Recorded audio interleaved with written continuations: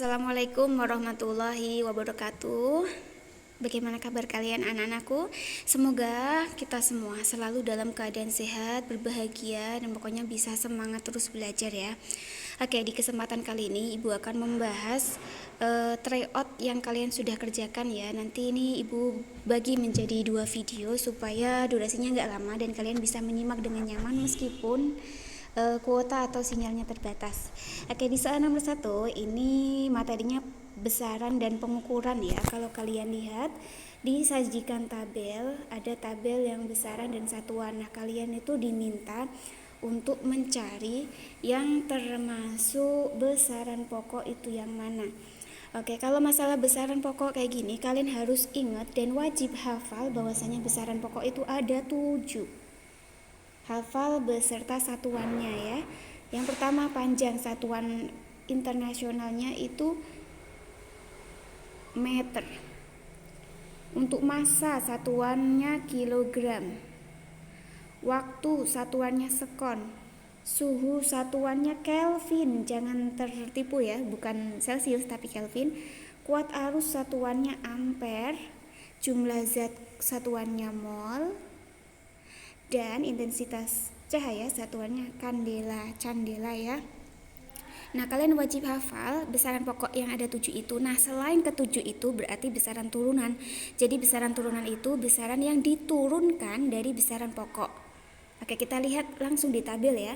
Yang termasuk besaran pokok adalah panjang, massa, waktu, dan tebal. Tebal ini bisa masuk ke panjang ya, karena dia sama-sama pakai ukuran panjang. Oke, nomor 3, volume dan luas ini termasuk besaran turunan. Karena kalau volume itu besaran yang diturunkan dari besaran panjang. Misalnya kalau volume kubus itu kan sisi kali sisi kali sisi. Nah, sisinya itu kan panjangnya. Luas juga kayak gitu, diturunkan dari besaran panjang. Jadi soal yang tabel nomor 3 dan nomor 5 itu dia besaran turunan. Maka jawaban yang tepat yang termasuk besaran pokok adalah 1, 2, 4, dan 6 ya. Kita cari yang ada nomor 3 atau nomor 5-nya dia salah. Nih, berarti jawaban yang tepat adalah yang B. Oke, soal nomor 1 kayaknya kalian udah pada benar semua. Kita lanjut soal ke nomor 2 ya. Oke, ini ada beberapa jaringan di hewan. Kalian diminta untuk mencocokkannya dengan fungsinya. Yang pertama jaringan tulang. Kalau kalian tahu tulang itu fungsinya adalah sebagai penyokong tubuh hewan. Bayangin kalau hewan tuh nggak punya tulang, dia kan ya gimana ya, nggak bisa kebentuk tubuhnya. Berarti 1D. Nih 1D ya nih. Oke. Yang kedua jaringan lemak. Jaringan lemak itu gunanya dia sebagai cadangan makanan. Nih berarti yang nomor 2A. Nomor 3 sekarang jaringan darah. Jaringan darah itu sebagai alat pengangkut, berarti nomor 3 adalah C. Yang keempat jaringan otot. Jaringan otot itu dia sebagai alat gerak aktif ya, berarti yang 4 yang B. Berarti kalau dilihat 1D, 2A, 3C, dan 4B, maka jawaban yang tepat adalah yang B, 2A. Kayak gitu ya. Jadi kita cari-cari dulu faktanya, kemudian kita cocokkan dengan pilihan gandanya. Oke, kita lanjut soal nomor 3. Nomor 3 ini ada yang namanya senyawa molekul natrium klorat. Nah, ini kalian diminta natrium klorat itu dia termasuk golongan apa? Termasuk atom, unsur, ion, atau molekul senyawa. Nah, kalau soal kayak gini, kalian harus tahu masing-masing pengertiannya. Ingat bahwasanya atom itu bagian terkecil dari suatu benda yang tidak bisa dipecah secara kimia. Itu atom ya. Nah, kita juga harus tahu apa itu unsur. Unsur itu zat tunggal atau zat murni yang tidak dapat diuraikan lagi menjadi zat yang lebih sederhana. Ini tuh bisa jadi atom sama unsur itu mirip ya, sama. Selanjutnya ada ion. Nah, ion ini atom atau unsur yang kehilangan atau ketambahan elektron. Kalau kehilangan nanti dia muatannya jadi positif, kalau ketambahan elektron nanti jadi muatannya negatif. Kalau yang positif ini namanya kation. Kalau yang dia negatif anion. Kation dan anion. Oke, selanjutnya ada molekul senyawa. Kalau molekul senyawa ini dia tuh gabungan dari atom-atom yang berbeda. Contohnya tadi natrium klorat, NaClO. Ini kan ada atom O, ada atom Cl, ada atom Na. Dia bergabung jadi satu. Makanya molekul senyawa. Tapi ada juga yang disebut sebagai molekul unsur. Kalau molekul unsur itu gabungan dua atau lebih atom yang sama. Contohnya misalnya gas hidrogen H2 atau oksigen atau ozon. Ini dia lebih dari satu atom, tetapi atomnya sama, sama-sama H, sama-sama O kayak gitu. Jadi itu namanya molekul unsur ya. Jadi jawaban yang tepat adalah yang D. Oke, kita lanjut soal nomor 4. Oke, ini ditanya fungsi ribosom.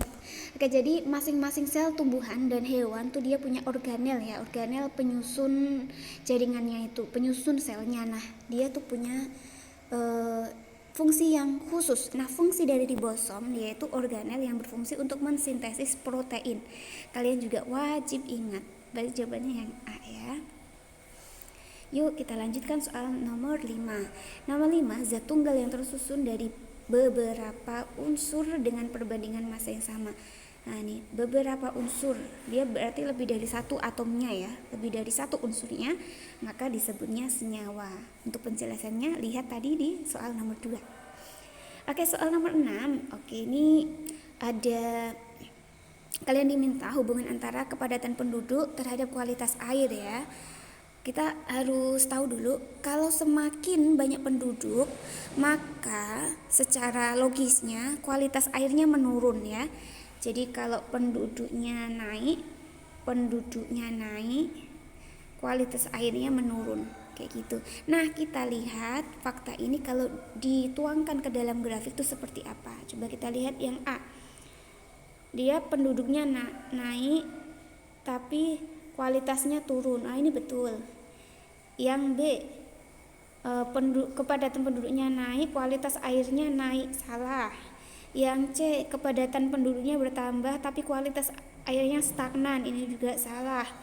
Yang D, kepadatan penduduknya bertambah, kualitas airnya semula turun kemudian naik lagi. Ini juga salah.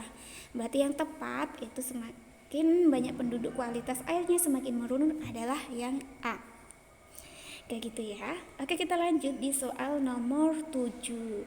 Soal nomor 7 ini materinya klasifikasi materi dan perubahannya ya.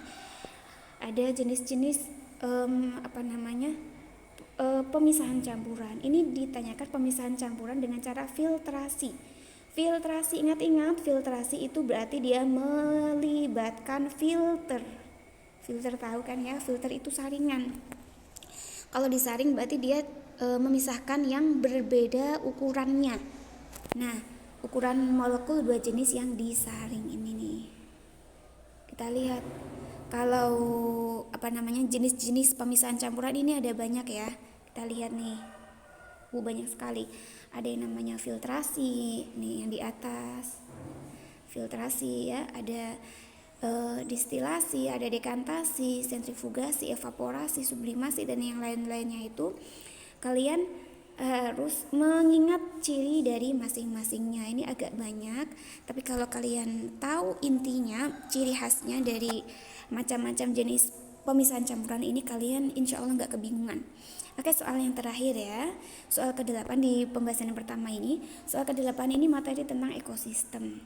Jadi tumbuhan hijau merupakan organisme autotrof. Nah, itu apa arti dari autotrof? Ingat ya, auto itu artinya sendiri. Oke. Kalau trof itu dia bikin makanan. Berarti autotrof itu dia yang bisa memproduksi makanannya sendiri. Contohnya ya, tumbuhan hijau itu. Jadi jawabannya adalah yang A. Oke, untuk pembahasan soal 1 sampai 8 cukup sekian. Kita lanjutkan di sesi yang kedua, pembahasan soal nomor 8 sampai nomor 15. Terima kasih selalu menyimak ya videonya sampai terakhir. Assalamualaikum.